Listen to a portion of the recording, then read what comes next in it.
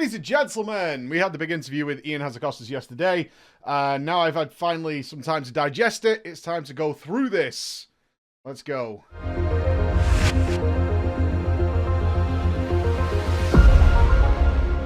What's up, team? So we did do the big interview yesterday with Ian, which is awesome. I'm always very appreciative when Blizzard gives certainly me the opportunity. We have been at odds many times, and as you guys well know, me and certainly Ian and that creative side of World of Warcraft very much disagree on a number of things, but we both respect each other, and we both have the same goal ultimately, which is we want the game to be the best. Obviously they're developers. I'm a content creator. I'm never going to pretend that I'm a developer in any way, shape, or form. I can only take what they produce and sort of muddle through it and figure out what's going on. So there's not an ego there. It's just more like, this is how this feels, you know? As a player, this is how it feels as a consumer of the product. So this is going to be, I'm just going to pre-warn you guys, this is going to be really long. The footage in the background is not going to matter. I really wanted to get my thoughts out here after really soaking in what was said, because during the interview, it happens very fast for me. It feels like these interviews take something like 10 minutes compared to what I want to talk about. So I don't get enough of the, I don't get to process a lot of the answers as much as I would like to in a long-form discussion. I think I do pretty well. In fact, the feedback we've had has been really good from the part of me doing the interview. The other side of it, of course, is that really unhappy with the answers across the community, at least in the circles I travel in. What I was not expecting after the interview was to open the Discord and Twitter and just see people were fucking angry. I did not have my Twitch chat open. We did have over 20,000 people watching. And I haven't gone back and watched the VOD, actually, of the responses in some of the Twitch chat, but my mod team did, who were like, yeah, like some of those answers they were really unhappy with. So I want to work through this and kind of share my thoughts on why I asked that question, because we did have 1,000 question suggestions from you guys. And I can't please everybody. It's not possible. It's really not possible. And I want to give big shout outs to my fellow content creators, actually, who were like, good luck. There does seem to be a lot of pressure on me for these interviews, which is fine. I'm okay with that. But people do expect a lot more in-depth critique and stuff. And in fact, we didn't get to do much of that this time. And I think that's because they were very firm. So they're very firm on their stance, in which case, in my mind, when I'm doing the interview, it's like, we're not going to get anywhere here. Let's move on. So I'll talk about that as and when we get through it. So I've got the questions I sent over to Blizzard here. I will say on their part, Ian was completely fine with everything we sent over. There was nothing that was like, we don't want to talk about that. I sent over anything I want. The only thing Blizzard requested of me, and is the same with every interview we do, is we really want to touch on a couple of these points. So it was like 9.1, Conduit Energy was specifically mentioned to me as something they wanted to talk about. But other than that, ask whatever you want, right? Talk about whatever the hell you want. And I do like to talk about the more overall picture of the game. So let's get started here. So the first question I had was about the open world content. Open world content isn't something I usually dabble in, but I have done a lot recently because I've not been raiding. So I've been taking part in the open world content, and it's terrible. It's really bad. And it's okay for me to not spend time doing that when I'm raiding, because I can ignore it for the most part. Because I don't need it in any way. But playing more of a solo thing, which is what I'm experiencing right now on behalf of a lot of our viewers who do live in that world, is to make sure I have that experience. I'm not living in a bubble. It's often the biggest accusation against me is like, oh, you're a Mythic Raider, you live in a bubble. So pull yourself out of that and go and experience the other thing. And the world content is awful. World quests are terrible. In my opinion, obviously, they're awful. I can't stand them. If there's a world quest out there that even has an upgrade, I kind of don't want to do it. They do take much longer, and we are going to get back to that because that's one of the big things that people are pissed about, and they're just not worth it in my time. Like I rate my time as a valuable resource, and it's just not worth it in my place. So when looking at Korthia, I've done several videos on Korthia right now, which is the new zone that's coming with 9.1, and it's pretty bad right now. It's just 3 or 4 daily quests and an assault that pops up every now and again. The assaults are a little better than they were. They're okay. They're not interesting, but they're okay. You get to ride a robot and do things like that. But overall, the actual Korthia zone is pretty, and the word I used was bare bones, but the reality is the less kind word there is it's really boring. It's just 4 daily quests, you're in and out. And if this is my biggest fear, and why I wanted to bring this up, is if this is the new zone for the players, then that's gonna just fall flat on its face. That's gonna be a disaster. Now, thankfully, I mean, the promises were there, but we don't know what exactly it is. There's a lot more to come there. It is the City of Secrets. And so far, there is no City of Secrets. There's some inkling of it, but it's only in the story mode. So the answer there was there is going to be a lot more, and what we have right now is a really early version, which also backed up to me that 9.1 is still a long way away. It really does feel like we are in the earliest possible stages of 9.1. I do stick by my gut feeling, which is that 9.0 is lasting so long. They wanted to get something out to get get people talking, get people interested, get some eyeballs going. And what we have is some really bare bones stuff. More is coming. I mean, that's where it's like, okay, moving on. Legendaries. So legendaries, I asked like 3 or 4 different questions on legendaries because it's one of those things that at the start of the game, they're actually okay. Like, the legendary system is kind of fine because you can get your recipe relatively quickly if it didn't come from an obscure source, or you didn't have to farm a single dungeon 45 times or whatever, like we know some people had to do. As a note, I did my Celerity Outlaw Rogue Legendary last week, and it took me 24 runs to get it. That was including Mythic Plus, Mythic Zero, and then spamming Heroics. Not fun. Not fun, because it's not even a particularly fun legendary in the first place, but I had to experience it, right? So I went and did it. And not only that, what's happening now is Blizzard are making class changes. They're rebalancing things. And what that's doing is altering some of the power of the legendaries. They're bringing in new legendaries and the Covenant legendaries.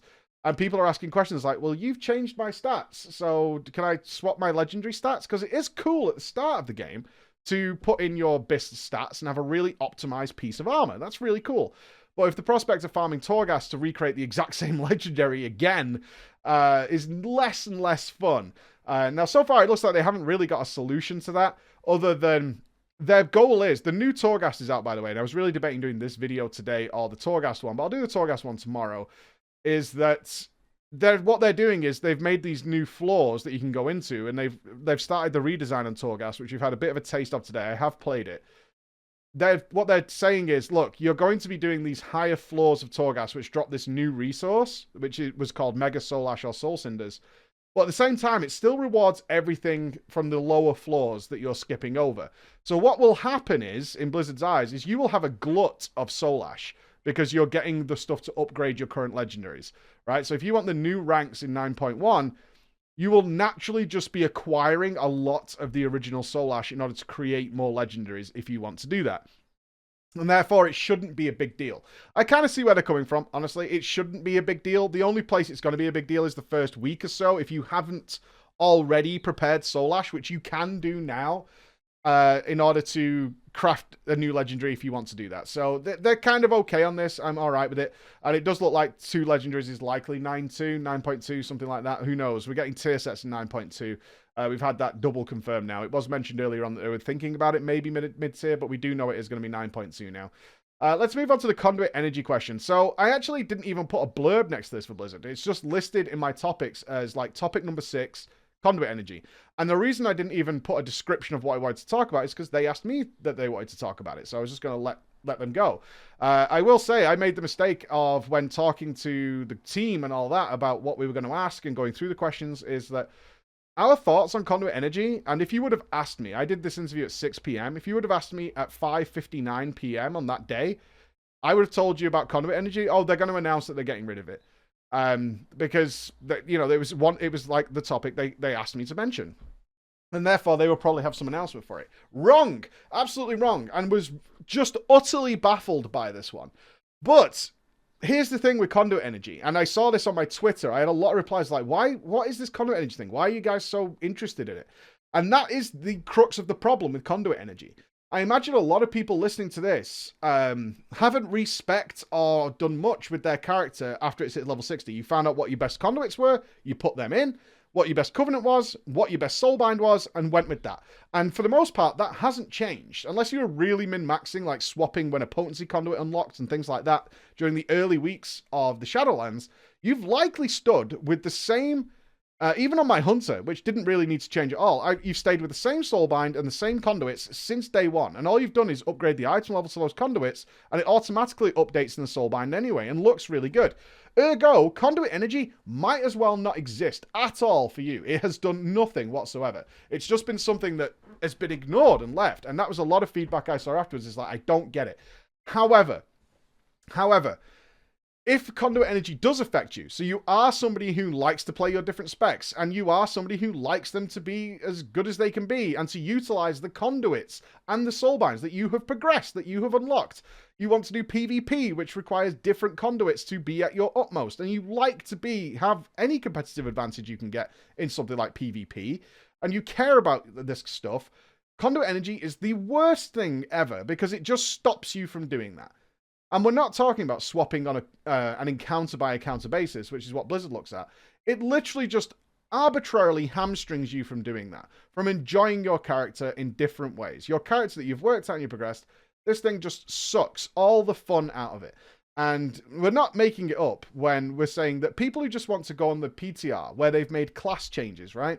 They've changed your class, they've altered and nerfed and buffed things, and you want to try those things out, they're having to copy multiple characters because of Conduit Energy, because you can't test them properly without the proper conduits in. And new conduits might be better now, so you kind of want to try that. And the game just stops you flat from doing that.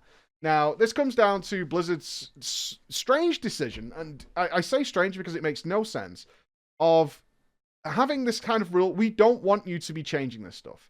Now, the reason behind that is because they don't want you to. That's it. That's the limit of it. Now, so for many people, that's enough. If the game developers say, yeah, because we don't want you to use it that way, okay, right.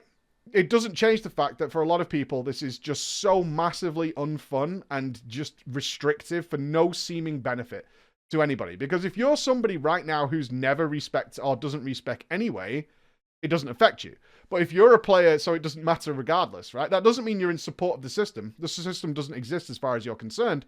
If you are a player who does enjoy playing the other way, you're just hamstrung from enjoying the things that you've found and uplocked and upgraded and progressed and done all these things. You're just hamstrung from doing it. And honestly, my question that I was going to ask, it came to my head, are conduits worth this hassle? And I would argue personally, no. I don't think the conduits deserve this amount of attention because they're just not that good. Most of them are just flat increases in performance that could easily be baked into something else. I would much sooner see legendary items, which we can craft multiple of if we really want to, if we're that kind of player, that has conduit slots in it, and take them out of the soulbinds entirely. So if I really am some sort of min-max turbo nerd, I could craft a couple of the same legendaries that have different conduit setups in them.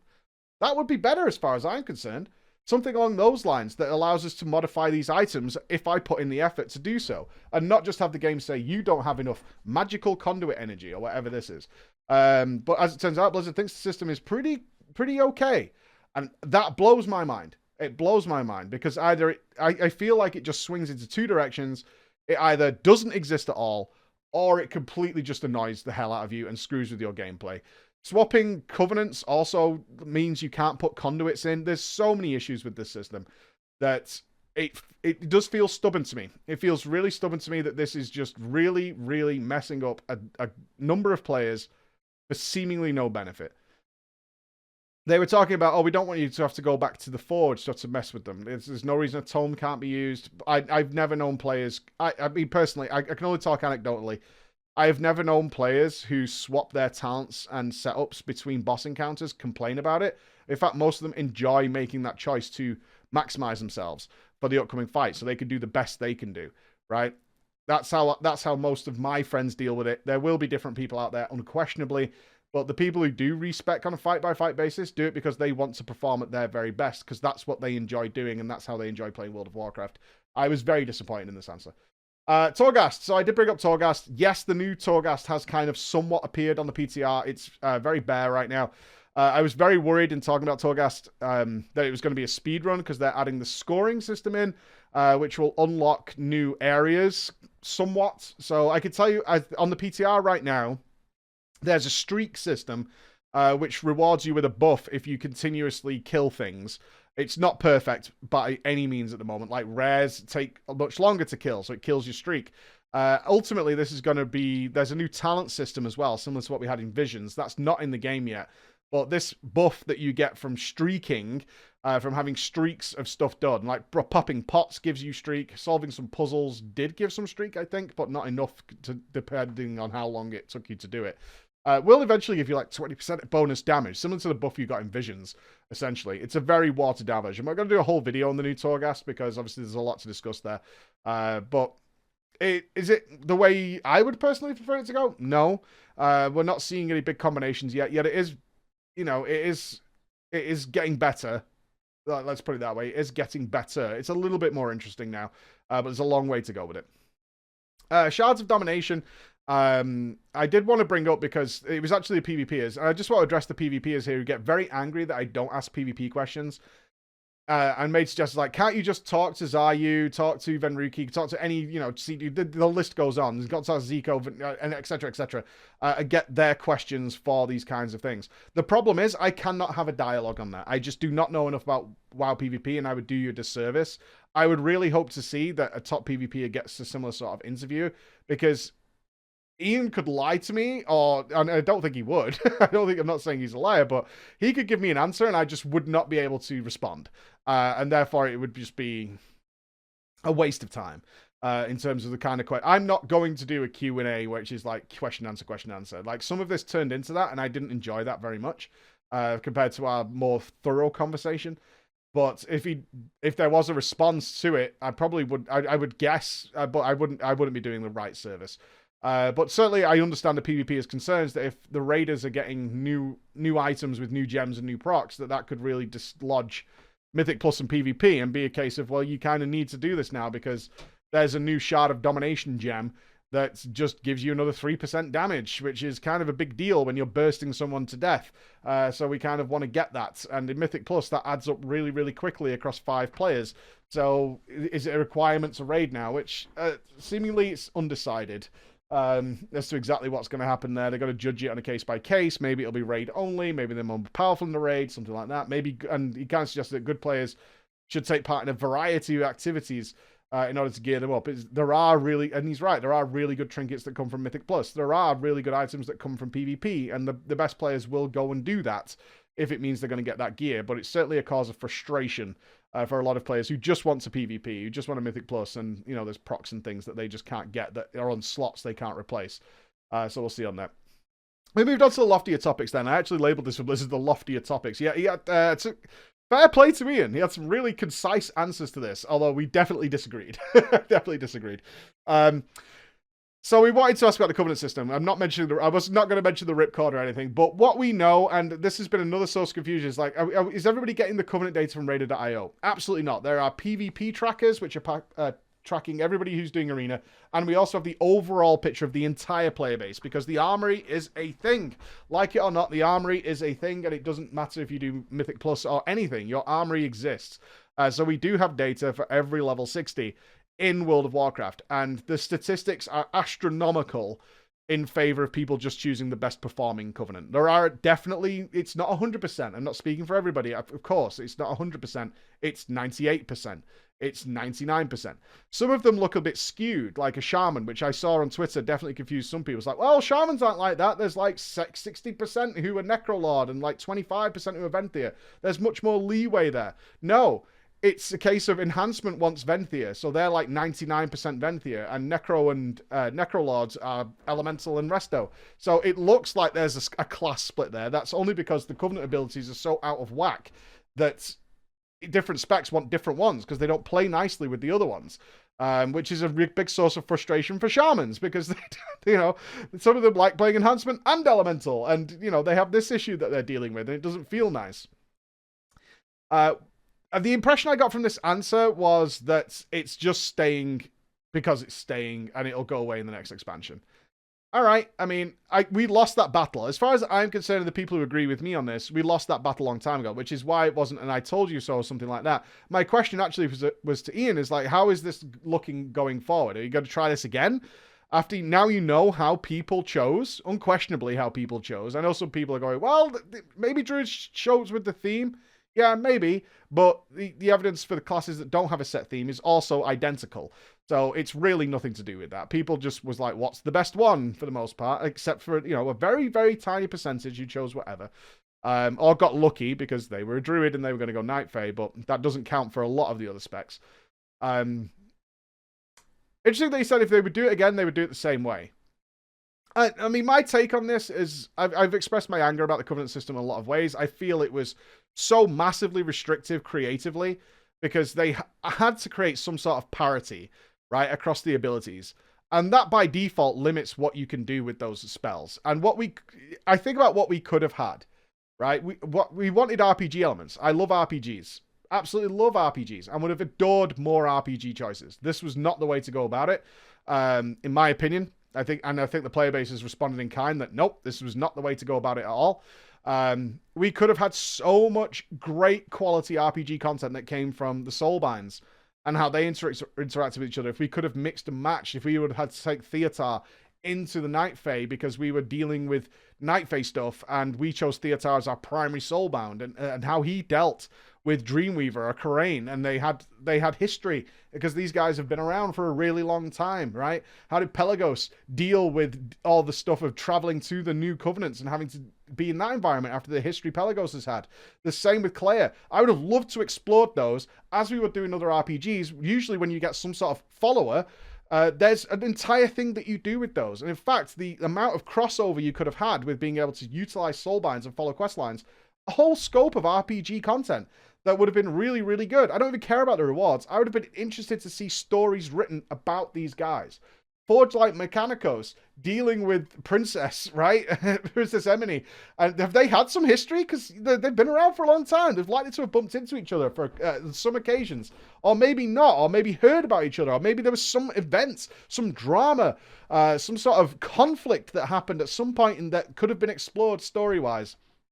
While at the same time, allowing us to choose abilities and give Blizzard the creative scope to be like, well, they don't have to be total parity in all environments. We don't really need to achieve that like we do if we lock people into covenants. Instead, we could have a little bit more fun, a bit more creativity with these spells and really open them up. Because when you're trying to achieve some semblance of balance, that limits how far you can go with what the spells actually do, rather than allowing players to mess around and ultimately have 4 new spells instead of 1.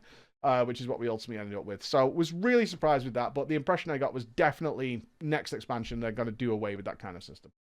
Systems of borrowed power. So yeah, this is a question that comes up a lot now, especially those of us who've played World of Warcraft for a long time.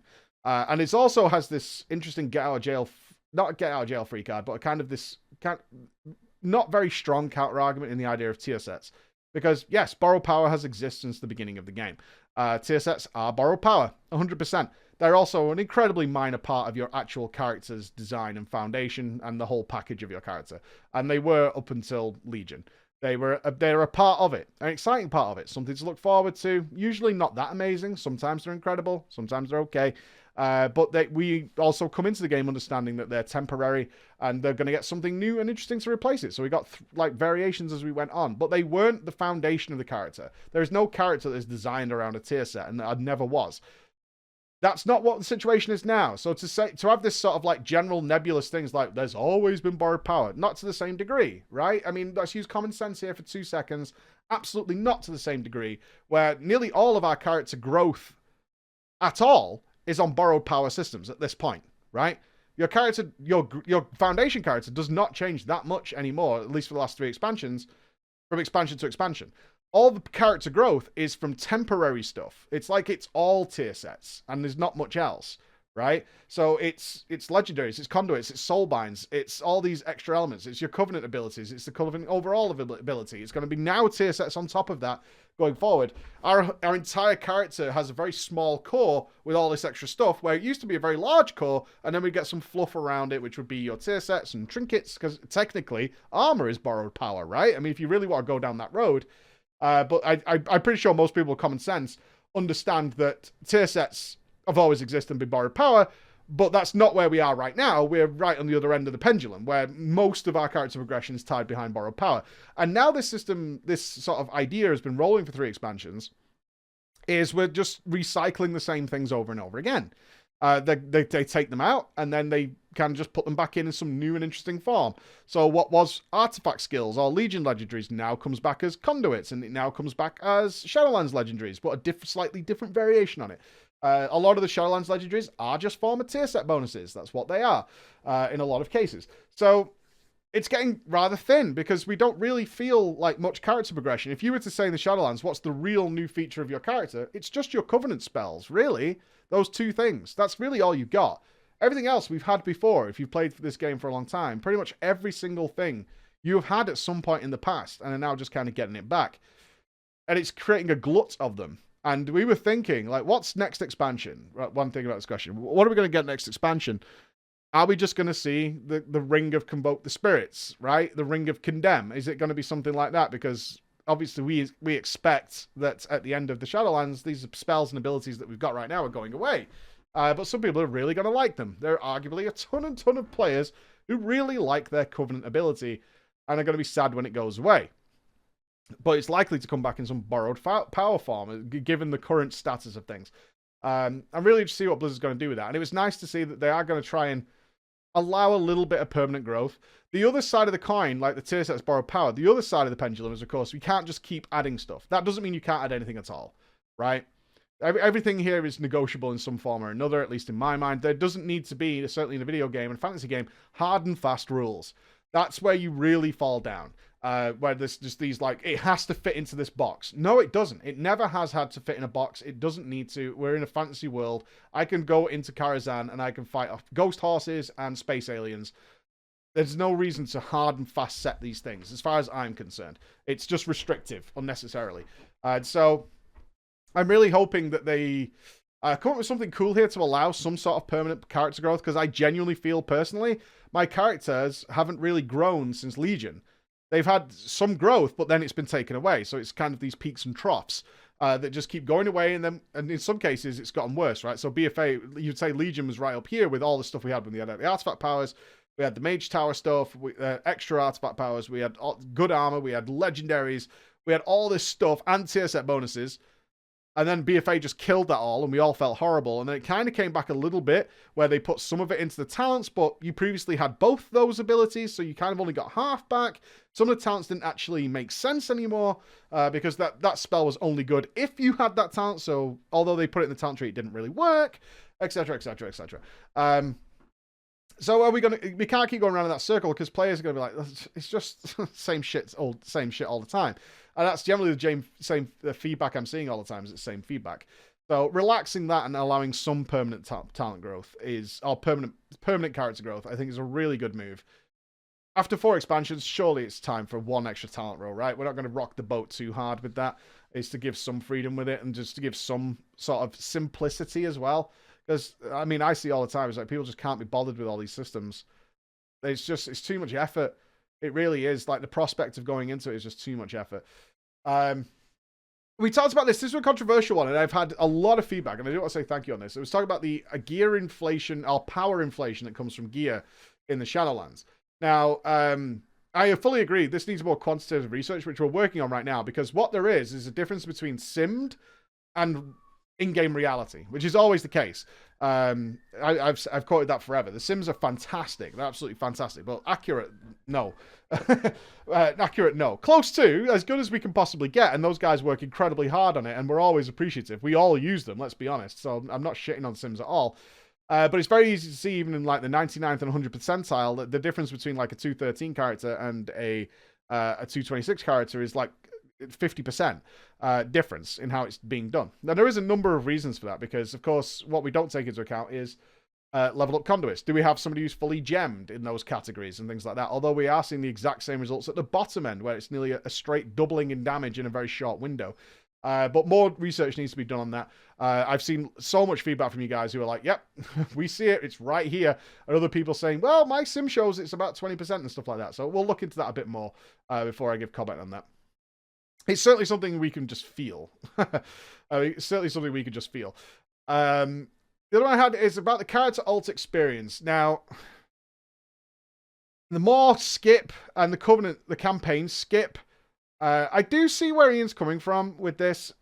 I personally detest this process. As you guys know, I have leveled all those characters. I did word this badly, where some people were like, oh, he's trying to do 12 at once. Of course, it's overwhelming. That wasn't... I worded that badly. Doing 1 is more than enough. Doing 1 is more than enough. It's a very tedious process. Now, it also plays into the fact that I like having all my tools available, because that's how I like to play World of Warcraft. I'm not okay with having the crapper legendary if I can go and get the good recipe in a few runs, which end up turning into 20 like it did with Celerity for me. I'm not okay with having the kind of Garbo conduits, which is why the last TDP I was chasing a conduit in the other side. I'm not okay with not having the Soulbind unlocks, especially when a new patch is coming. I'm not okay with just sitting at a 210 legendary when it is technically really easy to get a 235. Doing the campaigns and doing I've done the more 12 times. Like, I've done that more intro 12 times. It's rough. And this is an alt-friendly expansion. So it shouldn't be rough. It shouldn't be rough at all, especially when you're just replaying content. Now, I do understand there are some players that is their content, is doing the campaign again. Perhaps they love the campaign so much they want to do it again. But I look at things like Threads of Fate. It's like, I have done all this already. I'm doing the Night Fae campaign now for the 3rd time, and I know there are several members of my community who've done it 5 or 6 times because Night Fae OP for a lot of classes. And it's like, this is just killing my soul, like, doing this just to get the soul binds. And it makes things like Renown even more obnoxious. Nothing much going to change there, though. No more skip. I'm sorry. I was like, is that really a big ask? Is the more skip? It's not long though, is it? It's about 10 minutes or something. But it's strange how that 10 minutes after 1 or 2 times, like the first time through, it's kind of cool. The second time through, you're kind of starting to look at way somewhere else.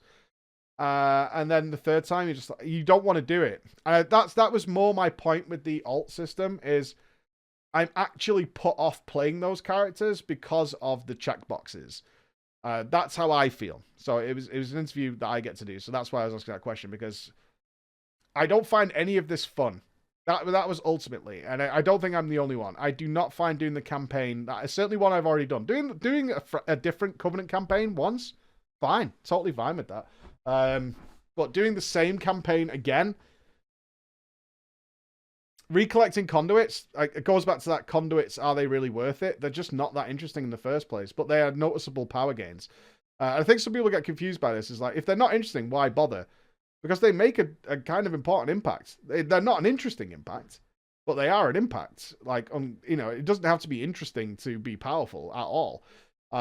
Legendary recipes. I just want the good one. That's it. Soulbind unlocks. I mean, they just don't do anything, right? They're lacking any form of RPG. The closest anyone gets is the Bastion ones. But the Soulbind unlocks, like, for a lot of the Covenants are like, and like Princess Emily, that's kind of okay. Bonesmith has a bit of campaign story to it. But for the most part, there's like the standout ones, and then the rest are like, and now you have Dreamweaver. Okay. Cool. It's just not that enjoyable. So I do think it's one of those things that you should be able to kind of decide. Similar to Threads of Fate, I've done all this already. I would like to take the other option, please. Thank you. Because what I really want to do is just play the game. And if I don't want to do that, and my goal is to play the campaign and stuff, fine. Go do that too. Right? You can have it either way. I would love to see some middle ground here, which is what Blizzard's always attaining, is the middle ground. I then finished up with a few nerdy questions, like AoE cap and things like that. I'm glad to see they are looking at it. The healer DPS thing, I know it's a top-end thing. It came from, I spoke to Limit and Echo before having the interview about any concerns they had from the top end, because I know that when Blizzard wants to talk to me, they do kind of want to address the top-end players directly, because I certainly don't represent the casual players, let's be honest. I try as I might to keep my hand in. It's not what people know me for. Healer DPS is such a big deal. I was explaining it on stream today as to, I see a lot, the politically correct response is such bollocks, and it's a lie. It's an absolute goddamn lie. It's the play whatever you want. It doesn't really matter. It does. It does matter more than you realize, and not in terms of what you think, right? You think it's about some personal infringement of what you want to play, or you don't pay my subscription. I'm not saying you. I'm talking about the nebulous people who argue this thing, right? But the fact of the matter is this. If you are doing a raid or a Mythic Plus dungeon, and you bring a healer who does 5 to 6 or even 10 to 20 times more DPS in some instances than another healer, while also healing at the same time and putting out great output, you might as well be playing with 6 players. Yes, it matters. It does matter. Can it be done without that? Yes, it gets done every single day. Will it be way easier to do it the other way? Yeah. It always brings back to that Chris Rock joke. It's like, yes, you can drive a car with your feet if you want to. It can be done. But you're going to have a way easier time if you use your hands. Like a way easier time. And that moves us on to the AMZ discussion. So, again, although I'm being memed hardcore for this, the way Ian responded, AMZ was on the chopping block a long time ago. And I don't think any serious DK wasn't waiting for the day the AMZ notes were coming in of what they're going to do with it. We did, I mean, there was no denying we knew this was coming. It comes down to, again, like raid comp. You know, I see a lot of people as like, if you're only doing heroic or whatever, play what you want, do what you want. Yeah, you can totally do that. You can, and you can win. And you eventually, even if your guild or your team is crap, eventually you're going to overgear it. There's nothing wrong with being crap either. If you're playing and having fun, go for it. But the reality is, if you are bringing a composition that also contains healers that do mad damage, and then classes like DKs and warriors with rallying and things like that, that nullify mechanics every minute or so, if you've got a couple of them, or sometimes 3 of them, so you're just constantly just nullifying massive mechanics. So therefore, your healers can do even more damage, or you can even afford to bring an extra DPS because you need less healers. It's like you're playing with a 25-man raid versus a 20. It makes a massive, massive difference. And it's one of those things that's, like, politically wise, or to appease most people who are these mysterious people, which I don't even think really exist anymore. I feel like I'm defending something that doesn't exist, because I look at what people chose with the Covenants, and like, people are performance-minded. They want the path of least resistance. And the path of least resistance is if you build the right comp and take these clutch classes, you just have a way easier time. And it really annoys me. It really annoys me, because it's so shit for Mistweavers. It's so fucking shit if you're not one of those specs. It's absolute dog shit. It feels like crap. And I can't stand it. I actually can't stand it. Because people ask me this every day, and my answer is usually something like, if you're doing heroic, you're fine. And technically, yeah, you are. But it'll feel like shit, dude. It will. It'll feel like absolute shit. And it needs to be sorted, because it's just not fair. It's not fair in a game that's just not that complicated. It's just really unfair, and it makes me so fucking angry that we look at this. And I bring up Mistweaver specifically because in order to do damage as a Mistweaver, there's a lot to do. You have to talent into it specifically, and then you have to do a lot of stuff. You have to track procs. Compared to the other healers, you have to track a lot of stuff to get them best out of it, and it just feels like it does nothing. But it feels like you put in 1,000% more effort and get so little out of it compared to the other specs who basically play as ideal as they want to play. Like, this is the idyllic way they prefer to play, and it pays off for them massively. Like, certainly in the case of Holy Paladins. I'm not sure where the Disc Priest thing came from. Their damage isn't that crazy, but you get the idea. And it's infuriating, because on the one hand, I'm almost lying when people go, hey, what do you think about Feral? The truth is, I fucking love Feral. I really enjoy it. And that's not a lie. I really, really enjoy it. But it's got such a small place that, look, like when it comes to Feral, I've told this several times, I was a main Feral Druid in Wrath of the Lich King. Why? They were doing 10% more damage than any other class in the game. Any other class in the game. And you can check Insidia's Algalon kill to see that happen. So this is the world first Algalon kill, right? And it's a DPS check. And Feral Druids are doing 10% more than anyone else. How many of them are in that raid? 1. It needs something massive to kind of get that same sort of raid spot that DKs are enjoying right now and other classes have enjoyed in the past because of raid buffs.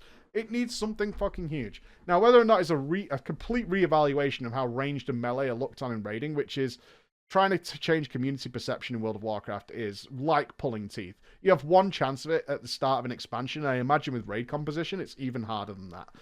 And I don't envy Ian's job on it. But this you can't do this. And one of the saddest things when I'm casting the World First race is seeing healers just sat around.